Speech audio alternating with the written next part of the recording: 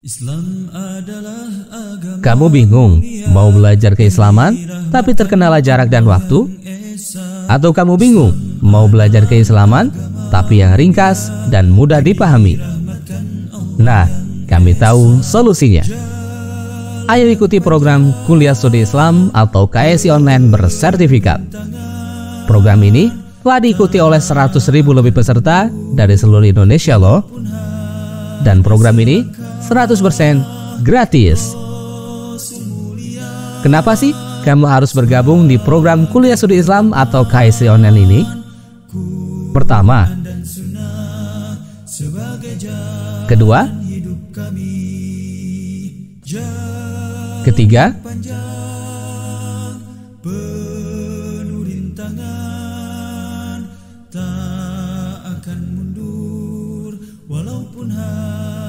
selangkah Rasul mulia, keempat, sebagai pedoman, kelima, Quran dan Sunnah sebagai keenam, jalan hidup kami. Islam adalah agama mulia dan seluruh program ini gratis. Allah yang esa. Daftar sekarang juga dengan ketik KSI tanda pagar nama lengkap, tanda pagar kota, dan kirim melalui nomor WhatsApp berikut ini. Ayo tunggu apa lagi? Daftar segera di program Kuliah Studi Islam atau KSI Online. Masya Allah, menarik bukan? Bagi kamu yang ingin belajar keislaman tapi terkendala jarak dan waktu, dan yang ingin belajar keislaman tapi yang ringkas dan mudah dipahami, Kuliah Studi Islam atau KSI Online solusinya. Sebagai jalan hidup kami, tak akan mundur walaupun hanya selangkah. Rasul mulia sebagai pedoman, Quran dan Sunnah sebagai jalan hidup kami. Bismillahirrahmanirrahim. Assalamualaikum warahmatullahi wabarakatuh. Innal hamdalillah nahmaduhu wa nasta'inuhu wa nastaghfiruh wa na'udzu billahi min syururi anfusina wa sayyiati a'malina may yahdihillahu fala mudhillalah wa may yudlil fala hadiyalah wa asyhadu an la ilaha illallah wahdahu la syarikalah wa asyhadu anna Muhammadan abduhu wa rasuluh. Ya ayyuhalladzina amanu taqullaha haqqa tuqatih wa la tamutunna illa wa antum muslimun. Amma ba'du, ikhwati al-fadil, rekan-rekan seperjuangan yang dirahmati Allah Subhanahu wa taala. Di pagi yang berkah ini alhamdulillah kita bisa dipertemukan oleh Allah Tabaraka wa taala dalam satu majlis dan tempat yang berkah serta mulia ini, yang insya Allah kita akan sama-sama mempelajari, merenungi dan membahas tema-tema keislaman, yang pada pagi hari ini insya Allah saya akan membahas atau mengkaji hal-hal yang insya Allah itu adalah perkara urgen dalam kehidupan kita, terutama dalam beragama kita ya, melakukan aktivitas kita dalam melaksanakan perintah Allah Tabaraka wa taala. Dan ini terkait dengan kabar ya, berita nubuwah, akhbar nubuwah, berita kenabian bahwa di suatu masa atau suatu zaman itu akan begini dan begitu. Sebagaimana Nabi SAW pernah mengabarkan kita bahwa banyak orang-orang yang tidak memiliki alas kaki, maksudnya adalah orang-orang kaum yang fakir, kemudian di suatu saat yatatawaluna fil bunyan, mereka meninggikan bangunan. Dan ini juga tidak mesti bermakna negatif ya, bisa jadi suatu kemajuan yang pasti tanda-tanda itu benar adanya akan terjadi di masa akan datang, akan terbukti setelah beratus-ratus tahun dan seterusnya ya, atau mungkin dekat dengan masa kenabian. Kemudian juga akan ada kaum yang menghalalkan zina, menghalalkan khamar, menghalalkan sutra bagi laki-laki, kemudian alat musik. Itu memang terjadi kan? Ada yang melegalkan khamar, ada yang membolehkan sutra bagi laki-laki, menganggapnya tidak apa-apa. Kemudian juga alat musik ya, menghalalkannya, padahal itu diharamkan dalam Islam. Dan memang terbukti banyak masyarakat yang menghalalkan itu, dan bahkan tokoh-tokoh pun mungkin banyak tersamarkan bahwa itu adalah sesuatu yang halal dan dibela ya. Ini fenomena-fenomena yang terkait dengan kabar dari Nabi SAW. Bagaimana sikap kita terkait kabar Nabi SAW? Ya, merujuk pada seperti apa pemahaman para ulama Rabbaniyin dalam hal ini. Yang kedua, bahwasanya kita sebagai Muslim, umat Nabi Muhammad SAW adalah tasdiquhu fima akhbar, membenarkan, meyakini serta mengimani terkait apa saja yang dikabarkan oleh Nabi SAW terkait dengan akhir zaman, kemudian asma sifat Allah Tabaraka wa Ta'ala, pahami sesuai dengan pemahaman salaful ummah, yaitu sahabat dan orang-orang mengikuti jejaknya. Baik, hadirin kaum muslimin rahimakumullah, di pagi hari ini saya menemukan artikel, sepertinya tidak ada kaitan, tetapi ada kaitan besar dengan fenomena sekarang ini ya. Sebagaimana di sini ada hadis Nabi SAW, tapi judul artikelnya sebenarnya As-Sunnatu wa Makhatiruha. Ini ditulis oleh Syekh Abdurrahman Asy-Syathri, Syekh Abdurrahman bin Sa'ad Asy-Syathri, sekitar tahun 2021 ya. Ini diuploadnya di artikel Islam Web As-Syabakah Al-Islamiyah, As-Syabakah Al-Islamiyah, As-Sunnatu wa Makhatiruha wa ilajuha fi sunnah an-nabawiyah. Jadi ini saya membacakan artikel ya, tapi kaitan erat dengan agama banyak sekali, dan ini mungkin salah satu dasar agama terkait dengan menyikapi dunia ya. Sekarang kan di dunia yang penuh dengan segala macam terekspos ya, berita-berita dan lain sebagainya, kemudian dari style, lifestyle, kemudian juga dari kuliner dan seterusnya. Semua itu adalah fenomena-fenomena yang wajib kita sikapi. Hatta kemaksiatan, keburukan, kesesatan, itu tergantung daripada imun kita, sikap kita menyikapi hal semacam itu. Apakah kita terpapar oleh racun, terpapar oleh kebiasaan buruk, dan sebagainya, tergantung pada sikap kita. Dan ini berawal dari mindset, pemahaman terhadap agama yang baik. Apapun itu tidak akan kita terkontaminasi. Sebagaimana ikan yang ada di laut itu tidak asin kan, kecuali dia diasinkan. Tongkol, tuna dan seterusnya itu tidak asin.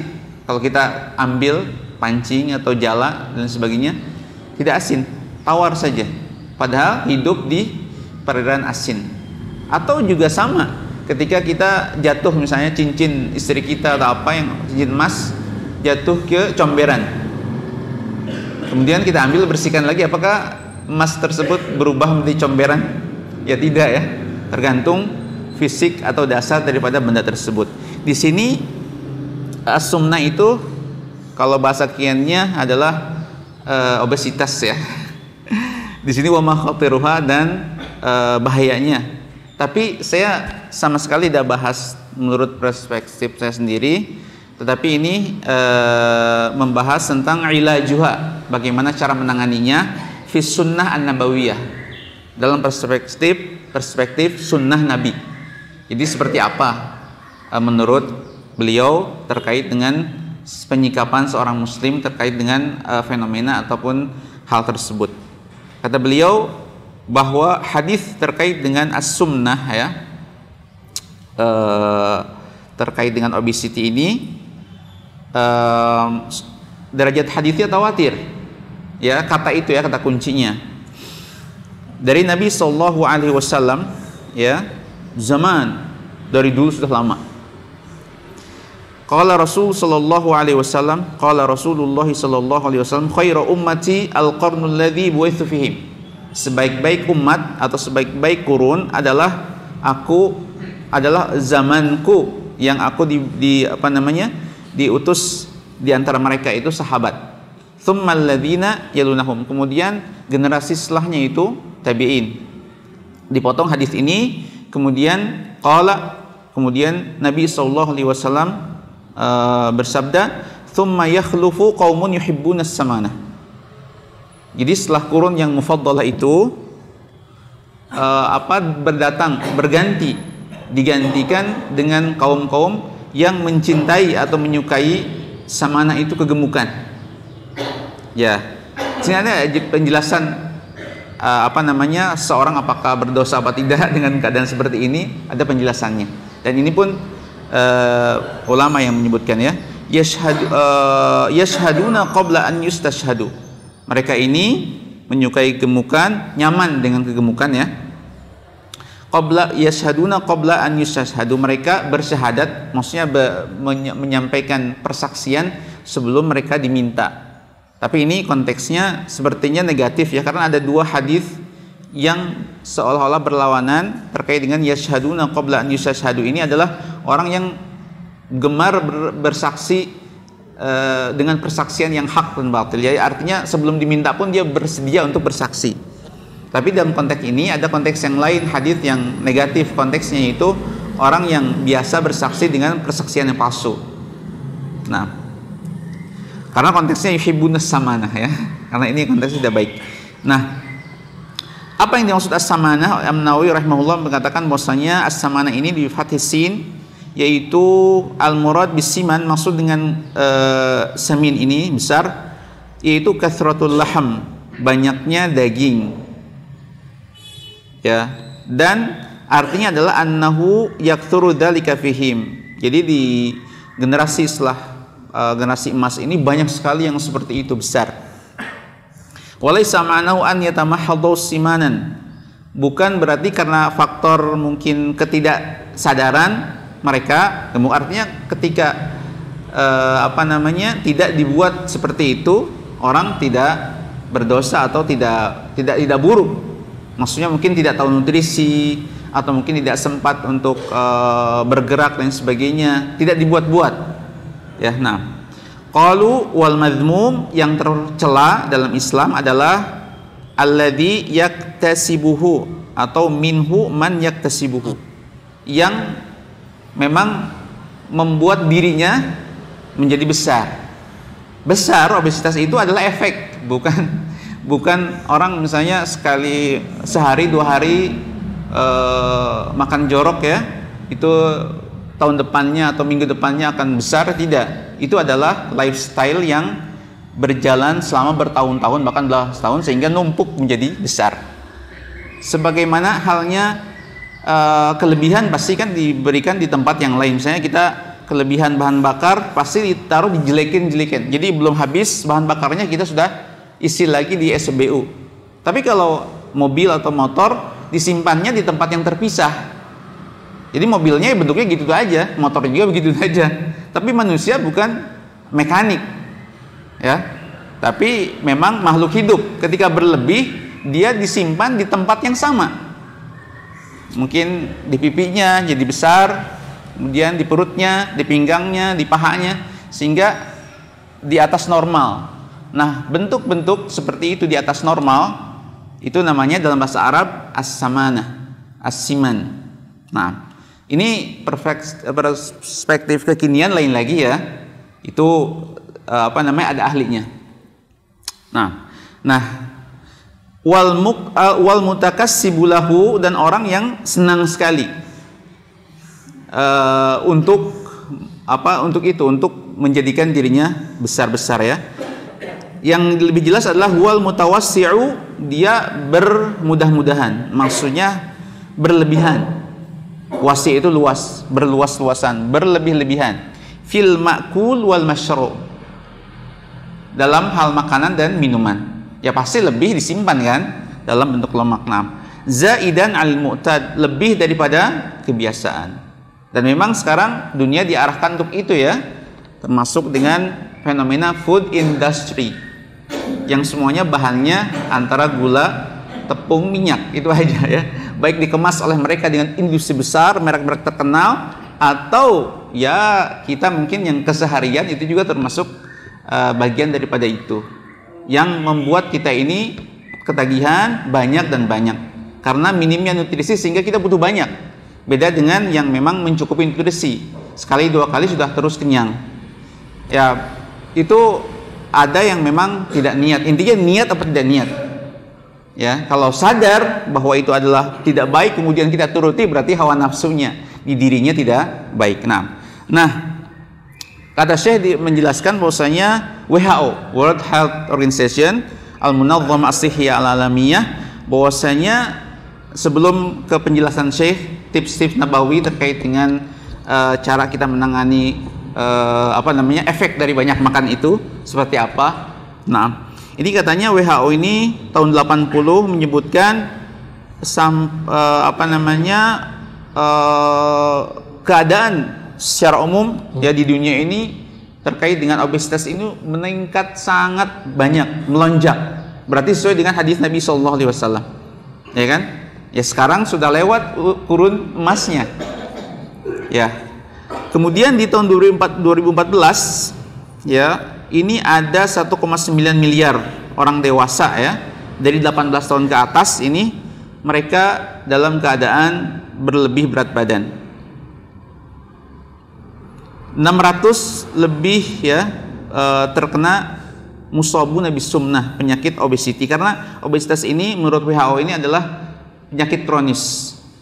Penyakit kronis ya, bukan ini jauh daripada body shaming terkait dengan sukhriyah, tidak, tapi ini memang kenyataan dan Islam sudah berbicara jauh terkait dengan itu.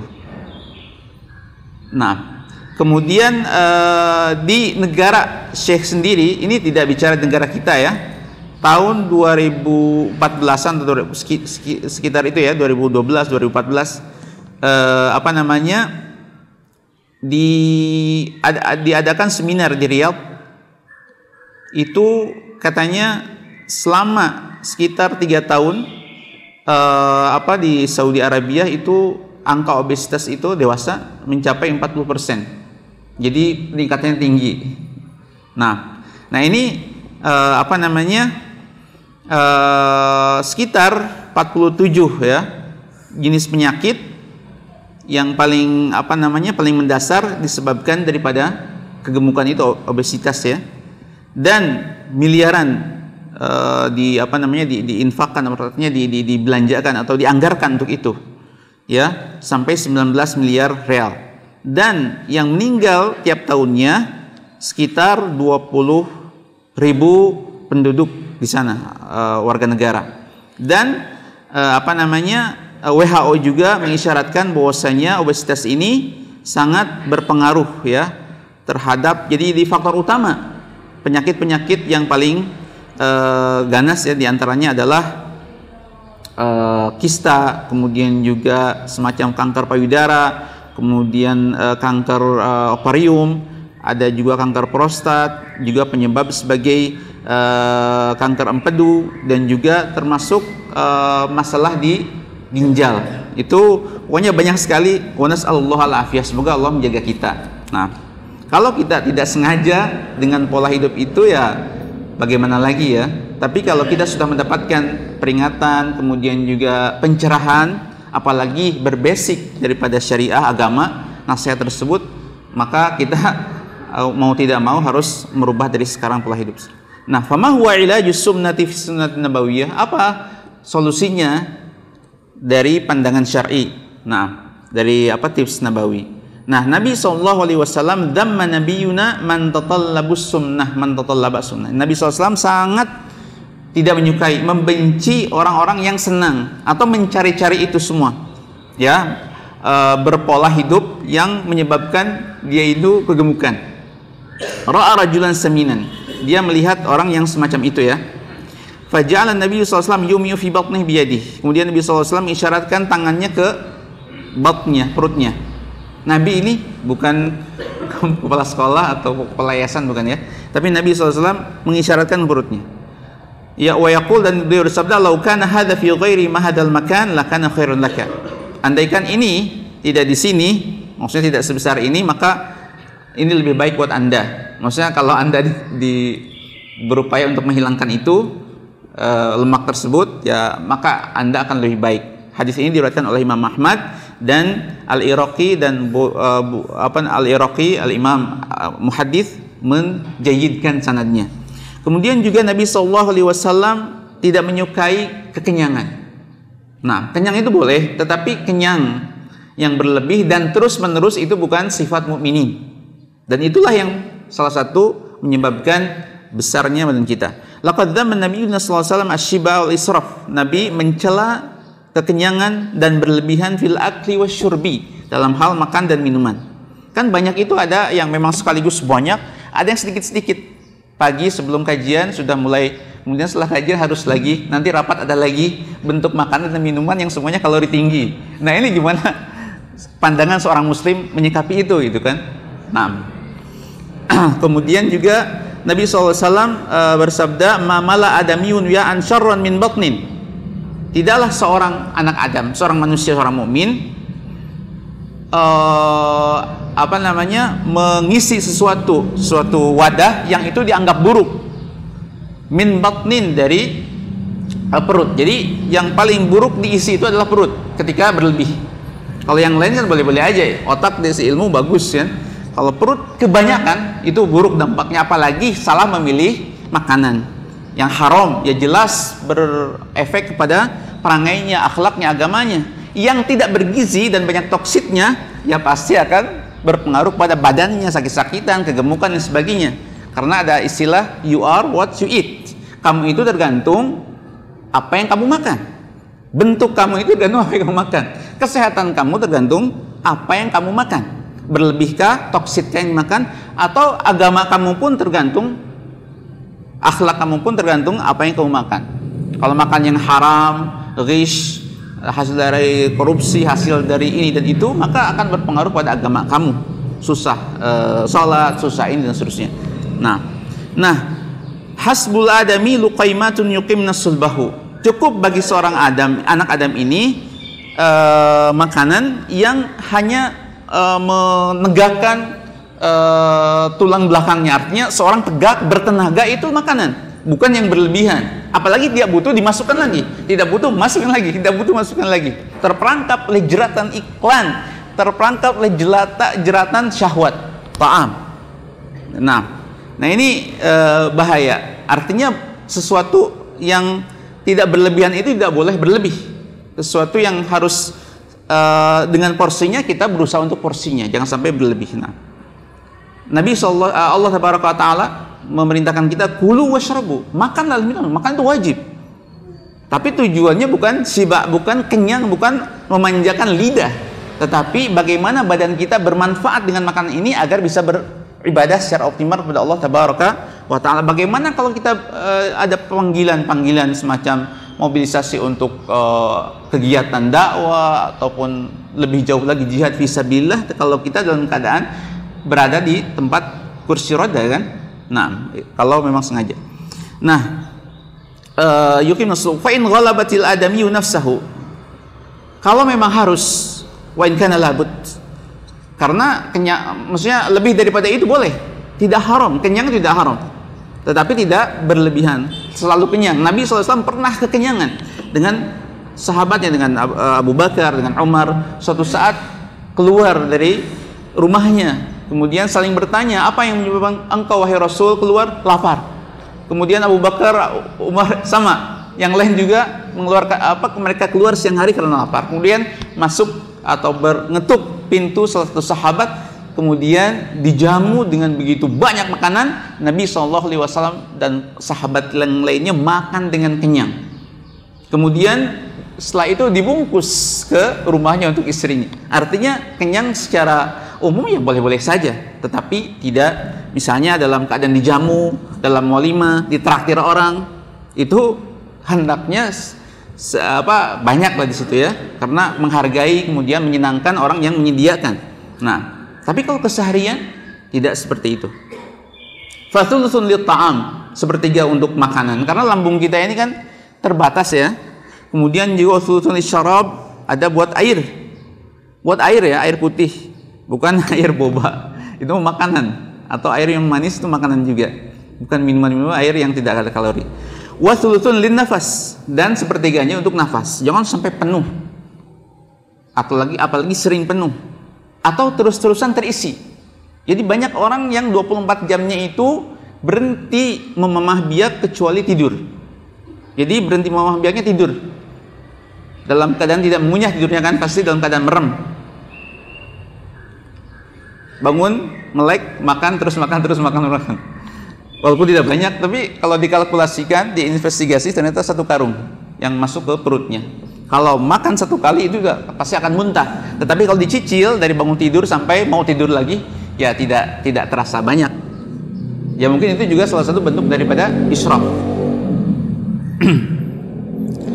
Nah ini kata Syekh menjelaskan, menukilkan dari Ibnu Hajar bahwasanya hadzal hadits aslun jami'un li usuli tibbi kulliha. Hadis ini merupakan pondasi dasar bagi ilmu kedokteran seluruhnya.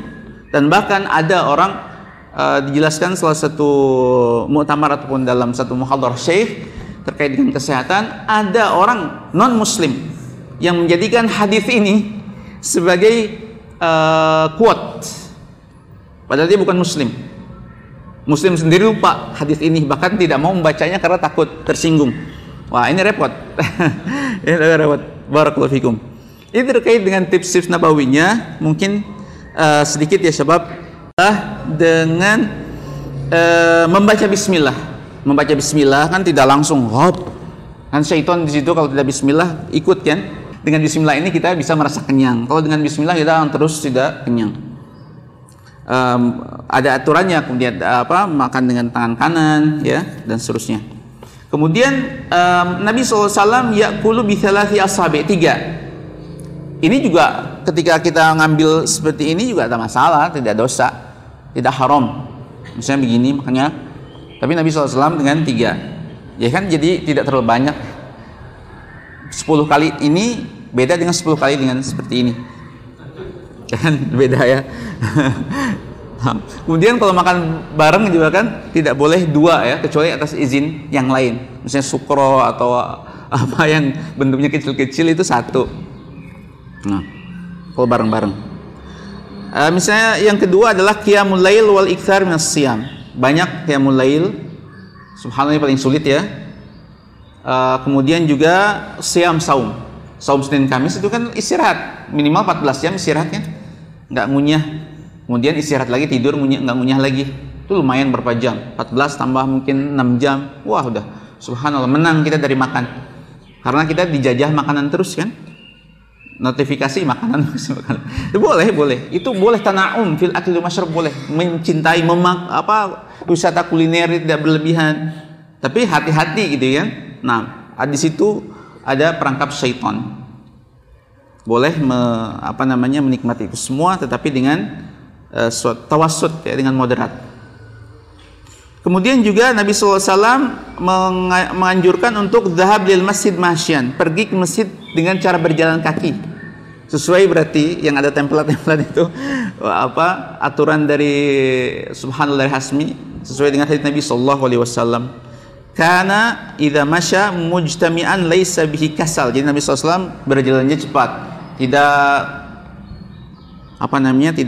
seperti orang malas, dihitung jalannya 1, 2, 3, 4. Kemudian juga wa ma asra ra'aitu ahadan asra min misyatihi min Rasulullah sallallahu alaihi wasallam. Jadi Nabi sallallahu alaihi wasallam itu kalau jalan cepat, kemudian kami kecapean untuk mengikuti jejak jalan Rasul sallallahu alaihi wasallam. Tidak lari kanan, lari kiri, ngobrol sini, ngobrol sana. Kemudian juga kullu khatwatin tamshiha ila shalat sadaqah. Jadi setiap langkah kita menuju masjid dari kontrakan, dari rumah ke masjid, kalau memang ada waktu dan memang tidak terlalu jauh, kenapa tidak memakai kaki sendiri, fungsinya digunakan. Kaki kan untuk jalan, untuk lari, tangan untuk narik, untuk untuk mengangkat, dan untuk mendorong. Itu memang secara natural orang-orang dulu melakukan itu. Kalau sekarang kan di depan meja, kemudian di atas meja, atas komputer, maka kita harus mengusahakan mencuri waktu untuk menggantikan rutinitas yang natural itu, bentuk misalnya jadwal olahraga, atau kita memang kalau punya motor ya, kalau dekat kendaraan, selain mendapatkan pahala akhirat ya, setiap langkahnya mendapatkan ampunan dari Allah Tabaraka wa Ta'ala. Nah, kemudian kemudian juga ada man ghassala yaumal jum'ah waqtasal. Barang siapa yang mandi di hari Jumat, kemudian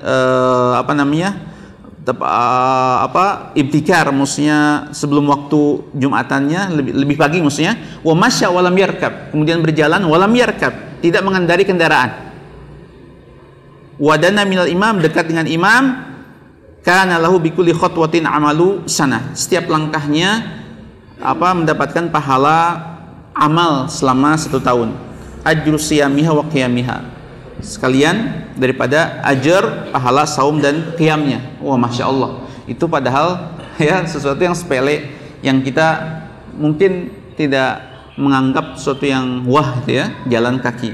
Nah, terlepas itu benefit kesehatannya oleh para ahli kebugaran dan kesehatan. Nah, kemudian Nabi SAW ini mestinya banyak, cuma mungkin karena waktu ya. Su'uduhu li Jabal Uhud. Nabi SAW naik gunung Uhud. Wasabaqa bainal khail, dan beliau berlomba dengan kuda ya. Naik kuda bukan hanya semua badan, kalau memang punya waktu dan tenaga serta punya dana ya, kenapa tidak ya, gunakan kesempatan ini untuk mengikuti sebagian kebiasaan Nabi SAW dan niatkan untuk ibadah. Barakallahu fikum. Ini saja yang dapat disampaikan, mudah-mudahan bermanfaat sebab ini sebagai nasihat buat saya pribadi dan kawan-kawan, dan sampaikan kepada pasangan-pasangan kita yang punya pasangan, karena hidup kita ini bukan sendiri kan, ada di samping kita teman, ada kolega kantor, ada anak kita. Jangan sampai terpapar oleh ma'kal wal masyrab, baik itu banyak sekaligus tapi cepet selama 24 jam, ini terus makan bahaya. Direm, jajannya direm, apa yang dimakan, karena apa yang kita makan ini investasi kita di masa depan. Kalau buruk dan berlebihan, investasi kita menunggu kursi roda, menunggu ini dan itu ya. Tapi kalau sehat, ikuti Nabi SAW, insya Allah bahagia dunia dan akhirat. Dan sekali lagi sebagai disclaimer bahwasanya obesitas ini, kegemukan ini memang kalau tergantung niatnya, semuanya tergantung niat. Artinya ketika tidak ada niat maka tidak masuk pada kategori hadis yang dibenci Nabi ini. Ya, tetapi kan hasil dari perbesar ini tidak mungkin tidak ada proses itu ya. Nah, barakallahu fikum. Tinggal kita tanya kepada diri kita sendiri. Jazakumullah khair atas segala perhatiannya. Subhanakallahumma wa bihamdika asyhadu an la ilaha illa anta astaghfiruka wa atubu ilaik. Assalamualaikum warahmatullahi wabarakatuh. Tak akan mundur walaupun hanya selangkah. Rasul mulia sebagai pedoman, Quran dan Sunnah sebagai jalan hidup kami.